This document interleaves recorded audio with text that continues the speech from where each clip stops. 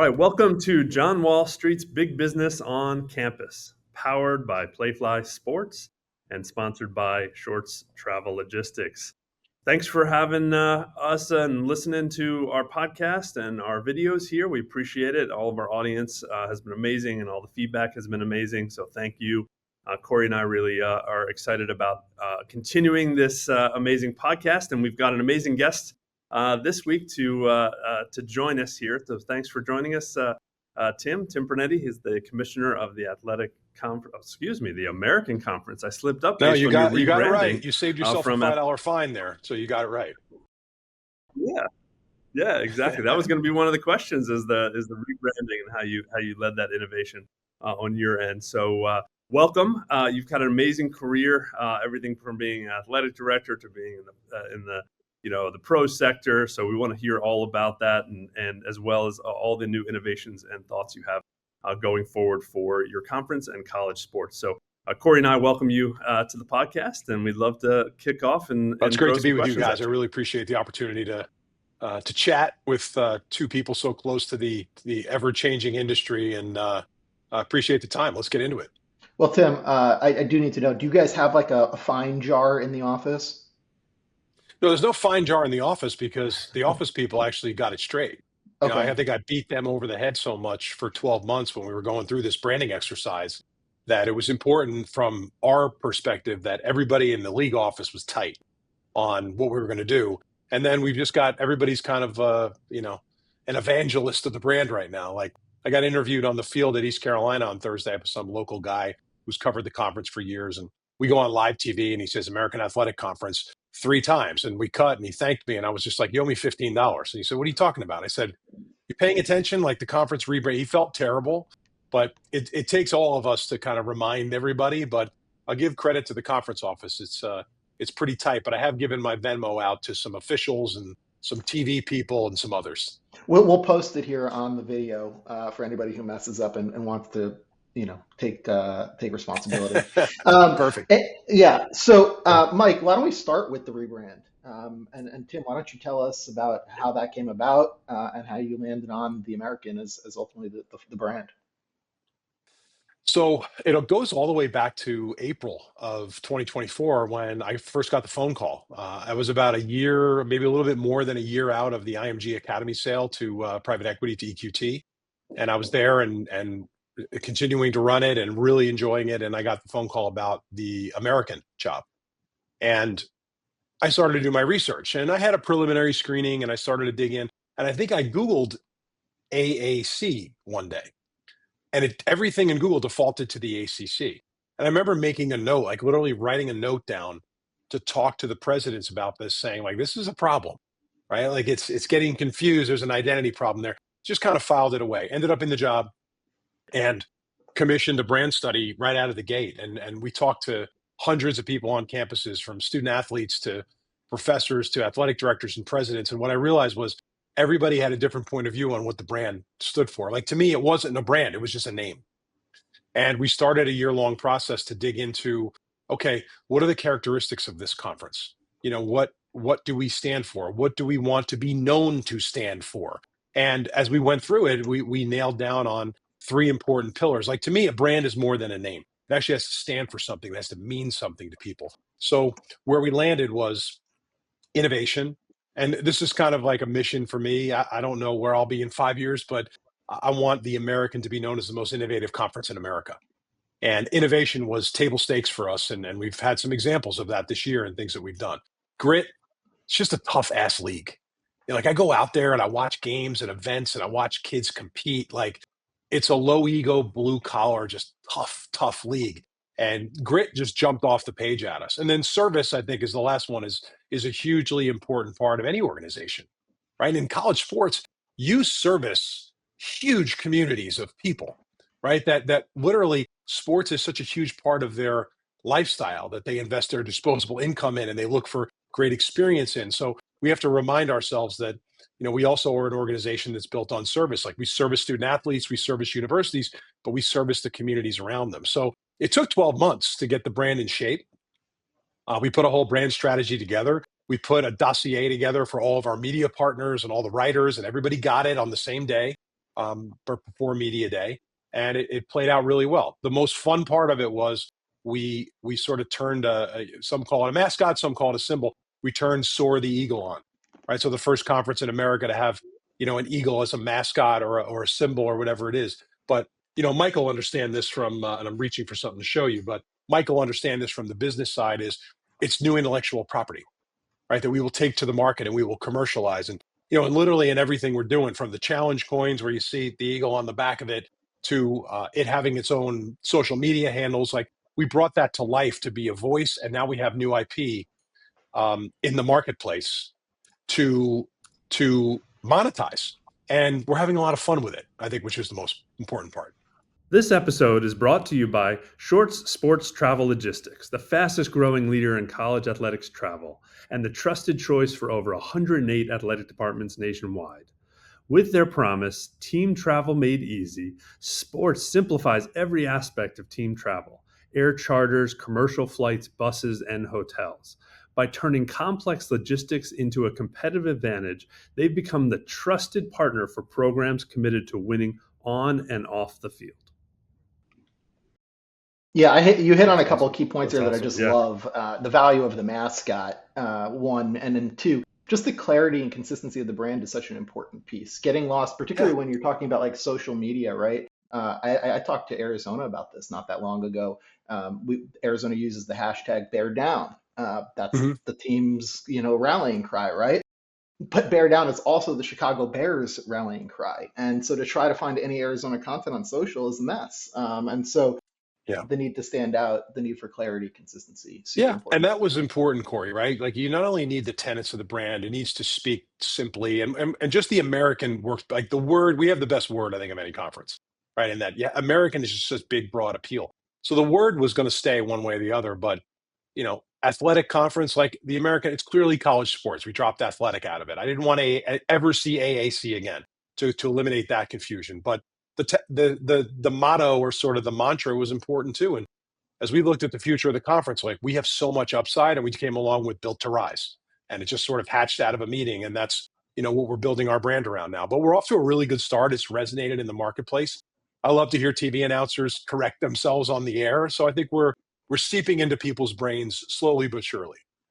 Let's talk some big picture stuff. All right. Where do you see the G5 conferences playing into this broader ecosystem as college sports continues to evolve? Yeah, it's a challenging environment, and everybody I talk to, whenever you look at a new opportunity in your career, you lean on people, mentors, people in your life, old bosses. And everybody I talked to told me I was nuts to be doing this. And they said, especially, for a conference at that level, I said, but those conferences have more opportunity because they have to take more risk, right? They have to have the stomach to do things differently.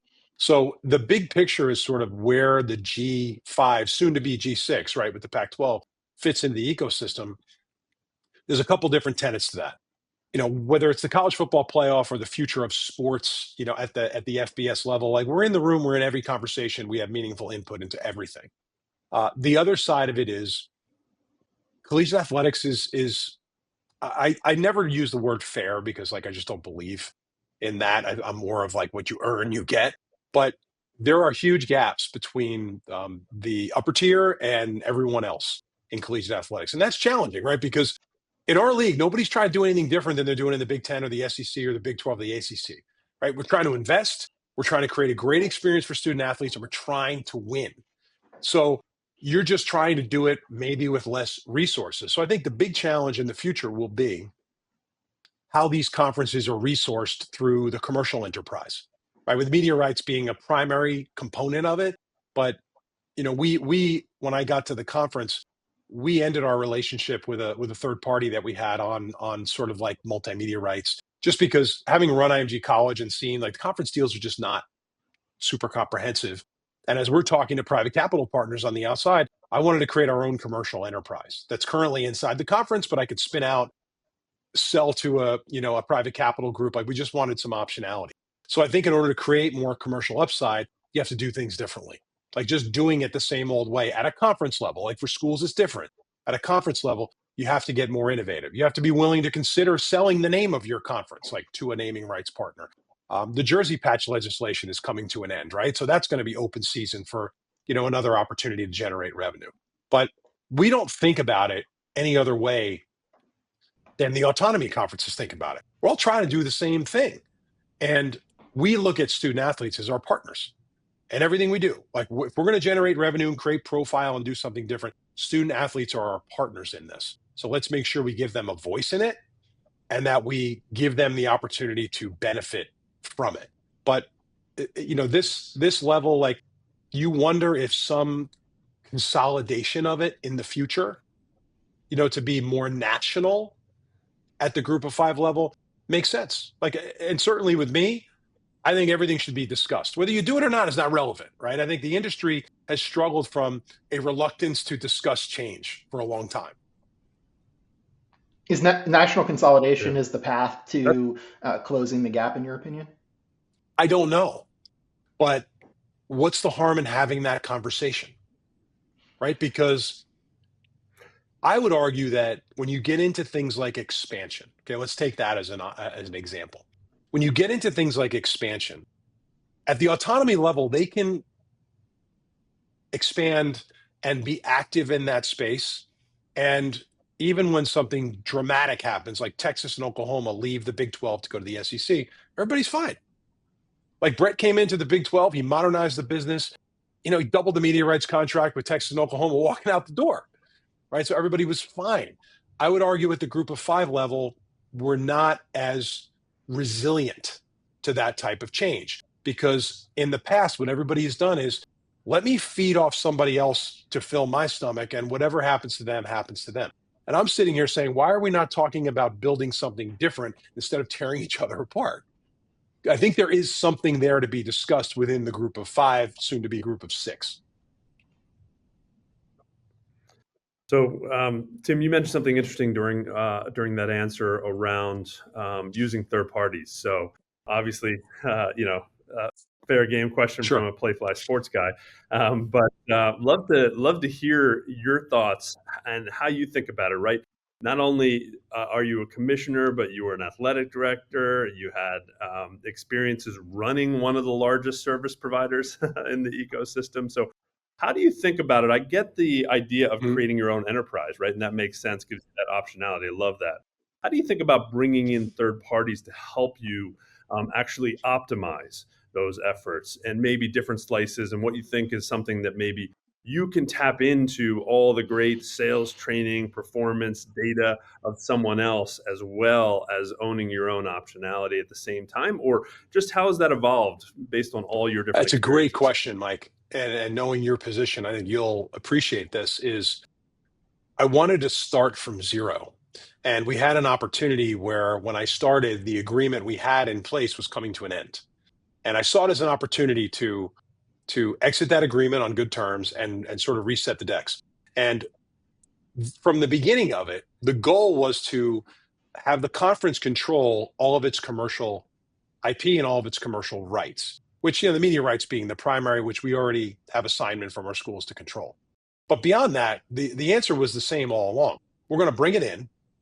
We're going to look at it. We're going to develop a plan that's strategic. We're going to hire a chief commercial officer. We're going to hire some people in, but we are going to partner with people on the outside to monetize the key assets. So I think, as you look at it from a sponsorship perspective, we've been out there talking to, we've talked to you guys about it. We've been out there talking to agencies about working with us on the big ticket assets. And I think that's something that we will look to do. So we will partner with the outside. But as it relates to, like, having someone that's formally on and paying us a nominal guarantee to commercialize our rights in the space, I'm not interested in that anymore, because it's not that I don't think the Learfields and the Playflies and the JMI, like, I think you guys do an unbelievable job for so many schools, and I'm very familiar with the business. But the assets of the conference are very limited, right? So I think we have to sort of rein it all in, think about what we want to turn on that we haven't turned on in the past. Like, I'm sure that before we got here, they weren't talking about conference naming rights and jersey patches and sports betting and creating a new symbol of the league to be intellectual property. Like, they weren't talking about that stuff. So we're going to need the partnerships. in order to get the maximum value and to optimize key assets. So to me, it started with, all right, let's sort of get it all in the building. Let's set a strategy. Let's hire the right people to lead it day to day, because like I can't do it. I tried to do all of it, but I can't, which we've done. And now it's all right, who do we partner with on the outside to optimize? And that also plays into private capital. And like this private capital plane's been circling the airport in college for a year and a half. And a lot of it is making a bet on future growth and value. I feel strongly that by creating American Rise Ventures, our new commercial division, that we can find a significant amount of upside there that we don't currently have on the books. And I think that will give us more appeal as we're talking about bringing capital in now to try to accelerate our growth agenda, not only at the conference, but across all of our institutions. Yeah, I'm glad you brought up private capital That's awesome. because you spoke at our event in January where that was the topic of the day, and at the time in January, private capital or private equity in college sports seemed like an inevitability. But here we are, like 9 months later, and still waiting for an investment at the school or conference level. So I guess the question is, what's been the holdup, and is it still coming? It's definitely coming. I've never been more convinced. And I think I said this at your event. Somebody you put me on the spot. You were like, what's the timeline? And I refuse to give, like, I don't like to lock into timelines, but it's definitely going to happen without a doubt. Whether it happens at a conference level or maybe more likely at an individual institution, it's happening. What has been like you said, I think you used the word holdup. I don't know if it's been a holdup. What I would tell you is college presidents and athletic directors are being really smart in that they're getting educated, right? It's kind of an ironic word, but you do have a lot of people on the campuses that, I feel lucky that I spent most of my career in the private sector of sports. So I have the private sector background, but a lot of people in our industry don't. So when I started, I got very loud about private capital as an opportunity, but we spent a year educating people. Like the Weatherford's a friend of mine. I brought Drew into our annual meeting with Newman Delaney to talk to our membership and our presidents about here's how it works. Chad Hutchinson from Arctos is a friend. He came in and talked to our athletic directors. I brought other groups in. So we spent the year meeting with people, vetting opportunities, sketching out sort of like what could the structure look like, but most of all, getting educated. What I would tell you is you pick up the phone and call any of these groups, they spent the year getting educated too. Like college is just a different animal. And everybody's saying private equity, equity, equity. What our ADs and presidents know from me bringing people in to educate them is there's 100 ways to finance these deals and structure them and do them. From our standpoint, I love to be first, but we got to get it right. And to get it right, this is as much about finding the right partner as it is the capital. Like capital is a commodity right now. It's out there. It can be had. If you want it, you can get it. I've told our presidents you could borrow against your endowments at 3% if you want it right now. But to grow the commercial enterprise, you need to be in business with someone that has the capital and also has resources, if not owns a company in the commercial space that can help you come in and supercharge what you do. Like the capital's great, but we need the expertise. When we sold IMG Academy to EQT, the number took the headline because it was a monster. The people we got access to in that deal, it blew my mind how much expertise we had access to after the sale that we didn't have prior. And I think that's really important to us is like we're taking our time to find the right partner. The capital's out there, but finding the right partner, you really have to work hard to thread that needle. So are there partners that are, suggesting new creative revenue strategies that, could help change the economics for a league like the American? What are we talking about in terms of expertise here? They all have an idea. If not, I rephrase that. They all have lots of ideas, right? And everything from like, this is not rocket science. It's really not for like the three of us, especially Mike, who's running a huge commercial business, is some of it sounds similar, right? Like colleges, universities, it can't just be about media rights anymore. Because even at the conferences that distribute the most money, like 6 figures in media rights, most of these schools are still being subsidized by the universities, right? But everybody's got an idea. Some of the ideas are pretty basic, which is, all right, you built this new stadium, XYZ school, and you didn't really develop the premium the right way. Here's how much you're leaving on the table. Let's draw 25, 30 million down out of our capital and help you maximize your premium to generate $200 million in value over the next 10 years. There's basic stuff like that. The one that's really interesting to me that not a lot of people are talking about, the SBJ wrote about it once, is real estate.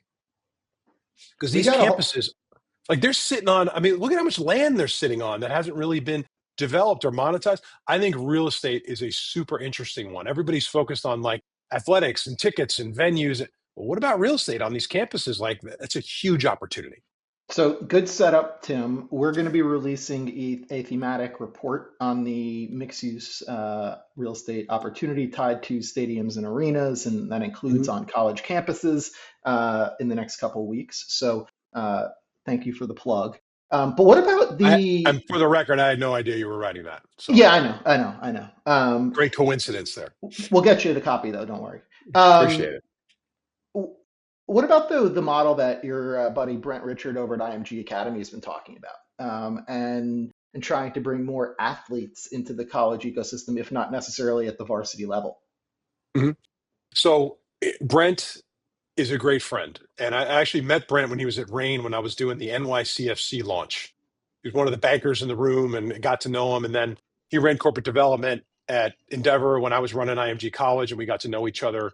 And we never really worked closely together day to day until the IMG Academy. Like I was there about a year before, overseeing it at a corporate level, and then during COVID, Brent came down, and we sort of partnered up and went. And it was an unbelievable marriage because, like, I'm more of an operator and a people leader, and Brent filled a lane that I didn't have as much experience in, and looking at strategic and M&A and how do we create new products. And I think the IMG Academy story is an unbelievable story from 2020 all the way through the sale. But we used to talk about this all the time and say, yeah, the price tag is big here, but the beauty of it is outside of a signature on a piece of paper, you're all but guaranteed that investment is going to be a roster spot at the end of that investment. And we matriculated 100% every single year to a roster spot. So what's changed, and Brent and Drew Weatherford and I have been talking about it a ton, is the roster spot's harder to access now than ever before. And in some sports, like the roster spots are retracting, if not sports getting cut. You see a lot of that. People have used house as an excuse to contract. It's a huge mistake.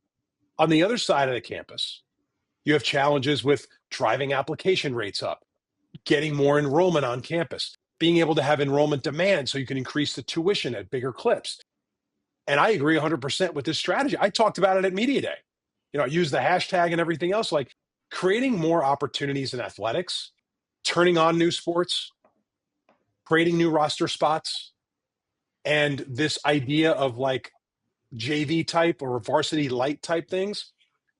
It's going to drive more applications, enrollment, and tuition into your university. Does it have a cost? Of course it does. Kids that play sports, there's a cost to it. Having said that, I feel strongly that that strategy can help colleges and universities solve a challenge they have on their campus, right? Because what gives you more affinity and community than athletics? And it's the single strongest marketing arm any university's ever going to have. So I think what those guys are talking about makes complete sense. In fact, USF has turned two sports on, I think. Yeah, beach volleyball, women's lacrosse in the last couple of years. And they're seeing a huge uptick there. And I've talked to other universities and campuses in our league about this idea, like, hey, don't let house scare you away. If your campus is having a challenge, like turn on new roster spots in sports. Kids now are willing to pay for them full freight. Like the scholarships are great, but scholarships are not unlimited. Kids want to continue to play sports so badly that they will pay through the nose to do it. So I think this strategy makes a lot of sense, not only for Brent's business, which I personally will always be tied to and love the people there, but it makes sense for the college business too. It can help serve both sides and the challenges that they're both having. You talked about sports serving as a marketing vehicle. Basketball has for a while been kind of a source of national visibility for your conference. But moving forward, as more of the resources get allocated to football, presumably that most of the schools are allocating more of the resources to football, and you guys are dealing with less resources, does that leave men's hoops at risk, or do you see men's hoops still as like a growth revenue stream for the league? I don't see it at risk at all. I think in our conference, like to your point about most of it going to football, and then there's basketball, and then there's everything else. Everybody's been talking about this sort of like 80, 15-5 model, right? Football to basketball to everything else. And what we did in our league was early on, we wanted to send a clear message that we were serious about investment in student athletes. So we set a floor for investment in rev share at $10 million per school. And the reason we did that is we wanted to signal the marketplace. Number one, we have the guts to be first and do something like this. And nobody else, I know Summer Sharing did a cap, and that's sort of like table stakes. But in the group of 5, group of 6, I don't see anybody setting a minimum, at least setting a standard that we're going to invest in student athletes. Don't think student athletes don't pay attention, to that stuff. But it depends on the school. I'd argue if you look at an institution where basketball maybe has been more prominent historically than football, I wouldn't argue that 80, 15, 5 is what they're doing. I think some are going to do it differently depending on where they need the investment. So I don't see basketball at risk. What I'm encouraged by in our league is that in the American, we set forth that minimum, and I see people investing in all the sports. And that's really important. Like basketball has been a national source of visibility for the American, I think, since the beginning. And if you look at schools in the league, like Memphis, Wichita State, Temple, Charlotte, Florida Atlantic, like we've got a lot of schools that have been at the Final Four. Like Yep. basketball is hugely important. And what I have pushed the conference to do is schedule tougher out of the league, right? Because showing really well in the non-conference is what gets you in the conversation in March. That's really important. And I think as a league, we fell off there a little bit, but I'm really encouraged by the investment I'm seeing in a lot of places, not only in what they're doing with talent and the experience, but what they're doing in scheduling, which is really important because like TV hasn't changed since the beginning of time. You create great matchups, you're going to be on national television. And I remind our basketball coaches that all the time. If we have the guts to schedule, it's going to be more opportunities for exposure. And then from there, we can take the business and we can run with it. That's great. That's great. Circling back on some of the revenue generation you talked about with the private capital potentials and all of their ideas, and obviously you're the executor, so your execution. But in the vein of your execution, have you thought about fan engagement, storytelling, using technology, creating data profiles on fans so you can get back to them with all the things they're excited about, hearing about, or seeing? And we've implemented at Playfly Sports a whole bunch of technology throughout all of our partners, whether it's streaming platforms with our WMT partner at SEC or Mountain West, or newsletters that aren't marketing vehicles, actually storytelling vehicles about the athletes and the teams and all the successes around an athletic department or a conference. Have you started to think about those types of things and really pushing that out either for the conference itself or actually creating a platform? Yeah, no, we're knee deep in that, trying to figure what makes the most sense for the conference, Mike. And there's a lot of solutions out there. We've heard about yours. I think what you guys are doing is really innovative and dynamic. And to that word I used, 20 minutes ago about innovation, there's a lot of solutions out there, but not all of them are really innovative. Like I think some of them are kind of like an AAU basketball program, right? Like some of them are setting up shop to just transact. And we're not looking for that. The good news is a lot of our institutions are sitting on a lot of data. We need to figure out how to utilize that data to do all the things that you're talking about. Because again, at the conference level, at the conference itself, we don't have a ton of data. And the reality of we ran a basketball tournament for 13 years and never did a pricing and inventory strategy, never knew who the customer was. We're doing that now, right? So all of those things we have to get into, because the reality of college sports is you have the opportunity to have a 365 connection with your fan. And a lot of it is thanks to recruiting. In the off season, the seasons are in a finite window, but recruiting never freaking ends. It just goes on and on and on. And you have that opportunity for sort of consistent engagement. But if you don't know who people are, it doesn't matter. So what we've tried to do is get a handle on what our institutions have, see what they're doing with it. And I would argue that I think where you're working with some schools that on this, they're going to have the ability to do more with it than they have. I think everybody's point of view is let's get it. As long as we get it, we're in great shape. But you get it, and it sits there, and you don't do nothing with it. You don't even know who your customer is. So we're trying to identify where we've got the big masses of data, and then identify the customer, and then get into trying to identify based on their customer, their trend, and what they do, what their activity is, how we can connect in a more customized and personalized way. Because then and only then, like when I worked at Rutgers as an AD, where I played football in school, just say all the time, like, how many people are coming back? And like our return rate on single ticket buyers was like 12%. And we weren't doing anything for the first time people. Like we didn't give them the parking, and then there was no access to the tailgate, and we didn't set up like something for kids. So we set up all this stuff and we started to mine data. And what we realized was most of the people that had a great time couldn't answer the question about who won the game. They couldn't Bingo. answer. That's Who not why won they're the game? coming. Yeah, Rutgers or Bingo. whoever we played. It was like a checkbox. They couldn't even answer it. And then I said to our staff, we're doing our job. They're coming, they're having a great experience. The result, of course, it matters. But to people like that, it might not. And we're going to see them come back. And it went up from like 12% into the 40s. Because you have to think about experience. You have to know who your customer is and speak at them a little bit. If you don't speak at them, they won't talk back to you. So we're all in on that, Mike. By the way, I had Love it. never ever. Yeah. I've lived in New Jersey my whole life. Never went to a Rutgers football game until I was 41 years old.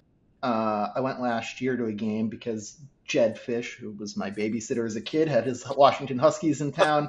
And they actually are doing a tremendous job, actually, there from a fan engagement standpoint now. They have a boardwalk experience. It's all free to the kids before the games. Rutgers really doing a good job from a fan engagement standpoint. Their Black Friday event has become a kind of a must-attend game if you live in the area. Yeah. When I worked there, the blackout was my favorite game. Quick, literally. So yeah, Tim, you hit on recruiting for a second. How has the transfer portal been affecting schools in your league and just the G5 level in general relative yeah, to like the power conferences? Is it the same? it works both ways. What I'm encouraged by, Corey, is our coaches woke up to the idea that the portal, like the bridge doesn't just go one way out, right? You could bring people back in. And what we're seeing this year, if you look at the success we're having in football, Memphis being undefeated, Tulane being nationally competitive and knocking off, ACC team, Big Ten team, North Texas being undefeated, Navy being undefeated, USF coming out of the gates the way they did. These coaches have figured out a way to bring people back across the bridge, right? I think the mark of a great coach is, can you win year after year in a league like ours when 50% of your roster, if not more, is new? That's really, really hard. So the brass tacks are this. There was a thing posted last week. The American gets rated more in the transfer portal than any conference in America. No, we're getting hit more than anyone. The positive side of that is we recruit great talent in this league, and we have great recruiters. So getting them has not been our challenge. Retention has been harder, but where we see the retention, where we're losing it with some student athletes, we're regaining it by bringing transfers out of the autonomy into our conference and into our institutions. But the hard part of this is sort of how the system is set up. This 2 portal window is trash. And a lot of it was a reaction to COVID and making sure kids didn't get cut short. What's encouraging now is we're at the table on this 1 portal system. Okay. 1 window in early January for a finite number of days. That is going to help. That's a good first step. Beyond that, what we need is allow student athletes to transfer once with zero consequence. But beyond the first transfer, I do think there needs to be something brought back that gives the school some protection, whether it's the year in waiting or some other idea that I don't have. But in general, like, we hate that we get rated every year, but we're encouraged by the level of talent that we're bringing into the conference. So, that's going to be a challenge, but I do think going to a 1 window system in football will change things for the better, so long as we can keep the process moving on how we sort of like not restrict kids' ability to transfer, but arrest the system and create realistic guardrails around it. This episode is brought to you by Shorts Sports Travel Logistics, the fastest growing leader in college athletics travel and the trusted choice for over 108 athletic departments nationwide. With their promise, Team Travel Made Easy, Sports simplifies every aspect of team travel: air charters, commercial flights, buses, and hotels. By turning complex logistics into a competitive advantage, they've become the trusted partner for programs committed to winning on and off the field. Transfer portal aside, give us one thing that you would change structurally as it relates to college sports that would improve the sustainability, not just for your league, but across the ecosystem. I really have been focused on this idea of unified media rights. And, much like you see in the pros, where, in 1961 or whatever it was, when the Sports Broadcasting Act gave the pro leagues antitrust protection to collectively negotiate, they're still riding that wave. I mean, it's just the increments and the bites that you saw. Roger Goodell last week said that they're going to opt out and go to market, right? The market is vibrant for pro sports, but the power in the sale is the unified power. And I always point to the same example. The NBA just struck a massive new media rights deal. NBA ratings are a third of what college football ratings are. And there's 4 billion in the system in college football, and there's much more in the NBA. And I'm not saying this is easy, right? Because we have all these conferences. But the idea of giving college sports the optionality to negotiate in a unified way in the future and amending the Sports Broadcasting Act, I think that would be smart. And it doesn't say you have to do it. But wouldn't we want to have the option? Because I think if you unify the rights, it makes for a much bigger pie than what exists right now. So again, the other thing they go hand in hand, Corey. What would I change? The thing I would change that triggers that is what I would change is that everybody would be open-minded to discussing change. I think we need more of that. Discussing change doesn't mean you're going to change, but thinking about running the business differently is what college sports needs right now. Yep. Yeah, I agree with that. So in that same vein of discussion, if the Power Four conferences were to break away and consolidate themselves in a way and negotiate themselves, how do you position American to manage that? What happens then next? What have you started to sort of game theory that out, and what your plans would be? We have. And the thing about it, and this, Mike, from all the background, you have a storied career and a lot of different things that you've done successfully. Control's an illusion, right? The thing about breakaways and expansion and kids transfer, I have no control. I can't control it. When it comes to expansion, I'm trying to make this place a better conference that people want to stay and people want to come to, and we've been encouraged on both fronts. But as far as a breakaway, I don't think there's anybody that can stop that from happening. I don't think the optics of it are particularly good, because the thing people love about college sports is that anything is possible. A school like St. Peter's up the street from where I grew up in New Jersey can go to the Sweet 16 of the NCAA tournament and knock off some of the blue bloods on the way. And in college football, that a group of 5 school can get in the playoff and make a run at the national championship. Eliminating these things takes something really critical out of the business, which people love. They love that they can wake up on September 1st and not know what the hell's going to happen during the football season. They love that, right? So I think if there's a breakaway, you take that element that's so important to fans and so important to people that support these programs out of it. Having said all that, the business side of me, as I game it out, as you eloquently said, is I think there's a ton of opportunities for conferences like ours to create new intellectual property and new assets and new events and new postseasons and all of these things. Because the reality is, we are not getting out of athletics if there's a breakaway. It's too important. It's part of the fabric of every university in our league. And honestly, the idea of doing things different, or there being room for more stuff, which even in the current system, I think there is exciting, because that stuff hasn't been thought through and created and monetized. So whatever way the flag is going to blow is up to the wind. But what we do and prepare for in response, I think it could be really, really exciting. Having said all that, there's more power and more affinity in staying unified in FBS football than there is with the idea of it starting to come apart. That's really interesting. Yeah, just a follow-on question to that. What if and I mentioned Power 4, but what if Power 2 breaks away, right? And it's the puzzle pieces fall differently. It's interesting to think about your position in the American and, alliances with ACC or Big 12, etc. How do you think about that, right? Obviously, you don't want to necessarily walk from your group of 5 brethren. So How do you think about dealing with that and making sure you're keeping your optionality open, but being respectful to all your Yeah, existing listen, partners? the commissioners meetings, like there's a lot of disagreement on things. Everybody treats each other with respect, and like I respect the hell out of every commissioner in that room. I really do. And I knew most of them. Like Tony, I worked for Tony Petitti when I was in my 20s. Like I've known all of these people for a long time, and it's a hard job. And when people are like, "Hey, what's the holdup with the CFP? What's the holdup with this?" What we all agree on, one thing is like we got to get these things right. Like these are legacy decisions for the industry. They have to be done right. Having said all of that, I think like Brett Yormark has done a remarkable job in the Big 12 reimagining that space and the business. And to partner up, and Brett and I'm actually having dinner with him tonight.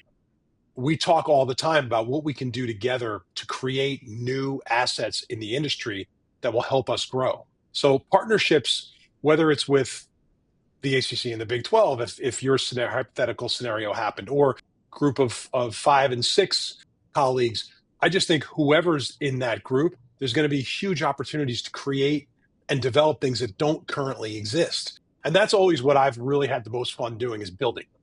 You know, like if you take something over that's established, it's great, but you want to build, right? You want to do like, what haven't we done that can be different or exciting? So we would look to partner, with everybody. I think in the ACC and the Big 12's case, the geography makes a lot more sense, right?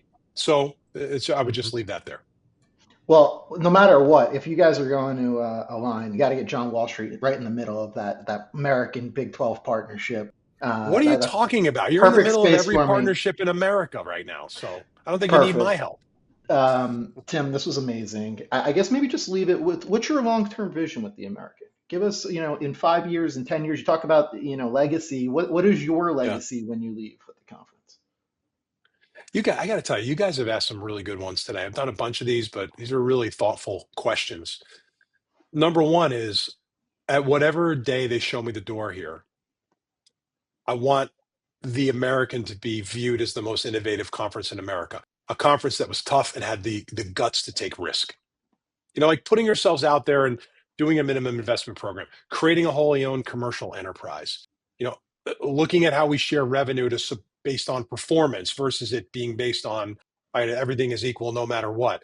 The guts to do things different, like to put a mascot out there. Like I knew the Twitter people were going to come after us and make fun of it, but guess what? We've got intellectual property. Like we're talking about a shoe deal and a soft drink deal for Soar the Eagle already. Like, don't be surprised if he, drives some kind of car out onto the field at the conference championship game. He'll also, by That the way, stuff, be more famous than almost any other athlete in your conference. maybe if we do it right, he Yeah. will be. But innovation is what I would like the legacy to be. And as far as me personally, I really don't care. Like whatever it's going to be, it's going to be. I don't control it. But what I would like to share with you guys is like I feel the weight of the job every single day because I know that decisions are decisions that are going to affect young people and this conference and college sports forever. And I know that however people view it in 20 years, my name's going to be on it. So I take this stuff really, really seriously. And if I do a good enough job, I hope people will speak a kind word. But beyond that, I want to just make sure that I'm constantly focused on one thing every single day. Because what we're talking about is the business. But the reality is we're in the business of providing a great experience for young people and getting them ready for what they do in their life. That's what I want the legacy to be. That's awesome. Well, that's a perfect segue to wrap here. I love that, Tim. Thanks for joining us on this amazing discussion. Really due to all your comments and talking about innovation and changing the world of college athletics. So thank you again, Corey, for being my partner in this as well. So we're going to wrap here on the John Wall Street Big Business on Campus podcast, powered by Playfly Sports and sponsored by Shorts Travel Logistics. So thanks, Tim, for being here. We loved the discussion, and we appreciate all the time. Appreciate it, guys. This was Thanks great. for having me. Thanks, Tim.